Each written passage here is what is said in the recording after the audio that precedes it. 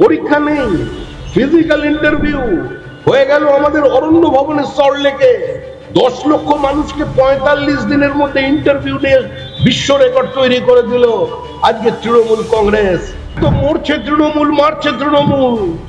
গত 3 বছরে যত খুন হয়েছে তৃণমূল কংগ্রেসের কর্মী, আজকে 100% তৃণমূল কংগ্রেসের পরিবারের লোকজন বলছে মৃত্যুর কারণ তৃণমূল কংগ্রেস। যাদের যাবার কথা ছিল বনে, তারা এখন অরণ্য ভবনের বারান্দার কোণে। এটাই হলো তৃণমূল কংগ্রেসের সবচেয়ে বড় উপকার। তো আমরা ভুট্টোর সঙ্গে সিমলা চুক্তিতে হেরে গেলাম। That was a worst ever example of diplomatic manoeuvre. আপনারা বিবিডি বাগ স্কোয়ার তৈরি করলেন, কিন্তু ওই বিনয় বাদল দীনেশের বংশধরদের যেভাবে উপরে থেকে ধর্ষিত হতে হলো, মৃত্যু বরণ করতে হলো, একথা একবারও কেউ জিজ্ঞাসা করল। পার্টি অফ বাংলাদেশের সম্পাদক প্রথম গুলিবিদ্ধ হলেন তার পদবীর কারণে, তার রাজনৈতিক মতাদর্শের কারণে নয়। এই অবস্থার বাইরে আমাদের বেরোতে হবে। যে মৃত্যুর সময় বলে গেছিল যে আমার মৃতদেহ যেন আমার দেশ ভারতবর্ষে নয়, আমার জন্মভূমি সামারখান্দে দাফনানো হয়। আজকে সেই বাবরের মসজিদ তৈরি হচ্ছে কোথায়? মসজিদ তৈরি হচ্ছে মুর্শিদাবাদে। এই অদ্ভুত সরকার, সর্বভূক সরকার। এই সরকারের মতো সরকার আপনি কোথাও খুঁজে পাবেন না। মুখ্যমন্ত্রী বলেছিলেন আমরা 2 মাসের মধ্যে 90% কাজ করে দিয়েছি, ভারতবর্ষে কোথাও এরকম সরকার পাওয়া যাবে না। 40,000 শিক্ষকের চাকরি, নিম্নবিত্ত তরুণীদের একমাত্র আশার আলো স্কুলের চাকরি। এসএসসি প্রতি বছর তো বাম জমা নেয়, সেখানেও দুর্নীতি হয়েছে। কিছু হলেও মধ্যমেদের চাষ হয়েছে, কিন্তু এরকম পুরো দোকান খুলে একদম শোরুম ওপেন করে পাড়ায় পাড়ায় ফ্র্যাঞ্চাইজি খুলে দেওয়া হয়নি। চাকরি বিক্রি আছে, চাকরি বিক্রি আছে। প্রত্যেকটি চাকরির দাম কত নির্ধারিত করে দিয়েছে তৃণমূল কংগ্রেস। বোনাস অ্যাডভার্টাইজমেন্ট বেরোলো, 800 জনের চাকরি হবে বোনাস। 10 লক্ষ অ্যাপ্লিক্যান্ট, পরীক্ষা নেই, ফিজিক্যাল ইন্টারভিউ হয়ে গেল আমাদের অরণ্য ভবনের সল্টলেকে। 10 লক্ষ মানুষকে 45 দিনের মধ্যে ইন্টারভিউ নিয়ে বিশ্ব রেকর্ড তৈরি করে দিল আজকে তৃণমূল কংগ্রেস। 2200 পর্যন্ত চাকরি হলো। ওখানে গিয়ে দেখবেন কিছু সুন্দর ছেলে এবং কিছু মহিলা অত্যন্ত সুসজ্জিত হয়ে তারা ঘুরে বেড়াচ্ছেন বারান্দার এ প্রান্ত থেকে ও প্রান্তে। বসবার জন্য কোনো চেয়ার নেই, টেবিল তো অনেক দূরের কথা। যাদের যাবার কথা ছিল বনে, তারা এখন অরণ্য ভবনের বারান্দার কোণে। এটাই হলো তৃণমূল কংগ্রেসের সবচেয়ে বড় উপকার। এটা একটা অদ্ভুত সরকার, এটা অন্ধ কেন্দ্র বিরোধিতা, নরেন্দ্র মোদীর বিরোধিতা।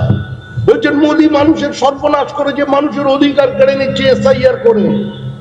আরে যারা একদিন এই দেশটাকে নাপাক বলে চলে গিয়েছিল, দারুল হার্ব বলে চলে গিয়েছিল, এই দেশকে যারা যুদ্ধভূমি বলেছিল, যারা বলেছিল হিন্দু মুসলমান এক জায়গায় বসবাস করতে পারে না, যারা বলেছিল পাকিস্তানের নামে একটা আমাদের আলাদা রাষ্ট্র চাই, এই মানুষগুলো আবার ওপার বাংলা থেকে এবার বাংলায় চলে আসছে।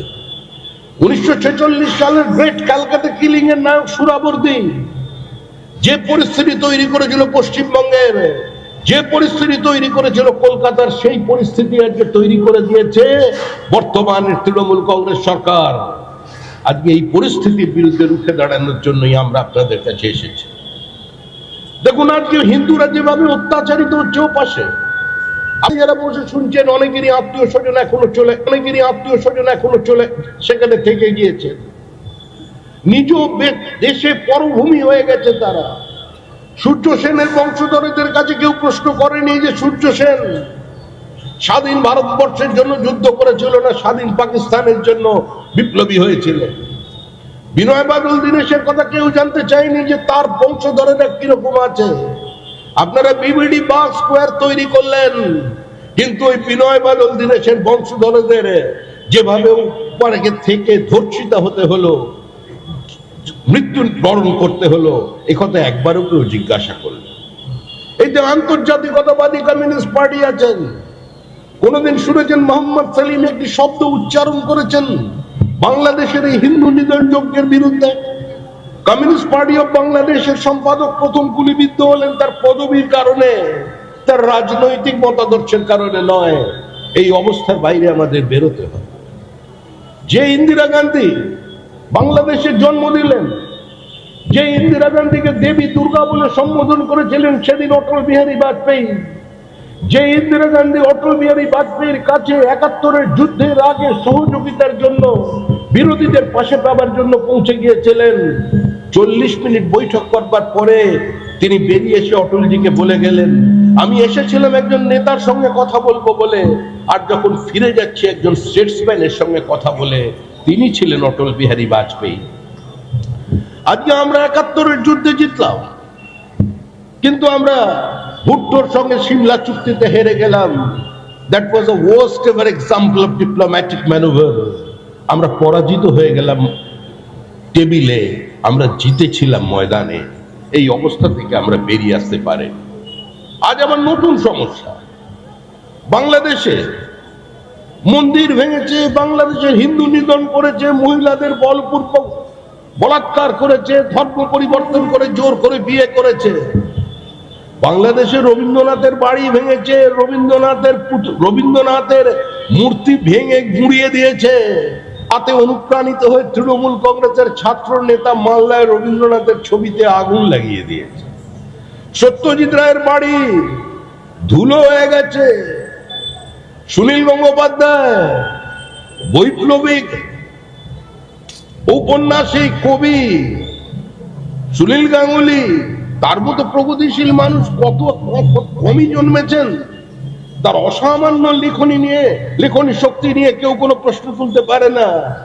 কিন্তু যিনি লিখতে সাহস দেখিয়েছিলেন যে মা কালীকে দেখে আমার মধ্যে যৌনতার উদ্রেক হয়, সেই প্রগতিশীল সুনীল গাঙ্গুলির বাড়িটিও বাদ পড়েনি, সে বাড়িও ধ্বংস করে দিয়েছে বর্তমানের বাংলাদেশের মৌলবাদীরা। আজকে সেই মৌলবাদীরা আজকে আসছে এখানে। আজকে যা হয়েছে ওপারে তাই হচ্ছে মুর্শিদাবাদ মালদায়। স্বাধীন ভারতবর্ষে বাবরের মতো একটা লোক, যাকে ওদেরই নেতা জওহরলাল নেহরু বলেছিলেন কমপ্লিট স্যাভেজ, সেই বাবর একজন ধর্ষক, আক্রমণকারী, লুটেরা, মন্দির ধ্বংসকারী, অসংখ্য হিন্দুর মাথা কেটে যিনি পর্বতের চূড়ার মতো তৈরি করে চেঙ্গিস খানের নাম স্মরণ করে লিখে গেছেন তার আত্মজীবনীতে, যে মৃত্যুর সময় বলে গেছিল যে আমার মৃতদেহ যেন আমার দেশ ভারতবর্ষে নয়, আমার জন্মভূমি সামারখান্দে দাফনানো হয়। আজকে সেই বাবরের মসজিদ তৈরি হচ্ছে কোথায়? মসজিদ তৈরি হচ্ছে মুর্শিদাবাদে। আবার তাকে নাকি সাসপেন্ড করেছে, বলছে হুমায়ুন তো আমাদের নেই। হুমায়ুনের বাবার নাম কি ছিল? তার বাবার নামে মসজিদ করছে না এর নামে মসজিদ করছে, সে তো আমাদের জানা নেই। কিন্তু এগুলো হচ্ছে সব তৃণমূলী নাটক, ওটা তৃণমূলের বি টিম। এরা ভরসা রাখতে পারছে না, যদি লুটপাট করে এখানে সংখ্যাগরিষ্ঠতা না পায় ওখানে বি টিম রেখে দিয়েছে। ওরা ওখানে ধর্মান্ধ মৌলবাদীদের নিয়ে দল গঠন করবে, তারপর ওকে উপমুখ্যমন্ত্রী করে আরেকবার চতুর্থবারের জন্য গদিতে বসার স্বপ্ন। কিন্তু কোনো স্বপ্ন সফল হবে না, কারণ এখন যে জায়গায় তৃণমূল কংগ্রেস পৌঁছে গেছে, তৃণমূল কংগ্রেসকে আর কেউ ফেরাতে পারবে না। তৃণমূল কংগ্রেসকে আর কেউ ফিরিয়ে আনতে চাইবে না। তৃণমূল কংগ্রেস চলে গেছে, তৃণমূল কংগ্রেস চলে যাবেই।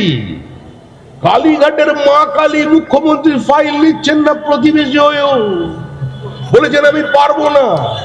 বলে আমি তোমার পাশে দাঁড়াতে গেলে আমার অভয়ের মুখের কথা মনে পড়ছে, আরজি করার কথা মনে পড়ছে।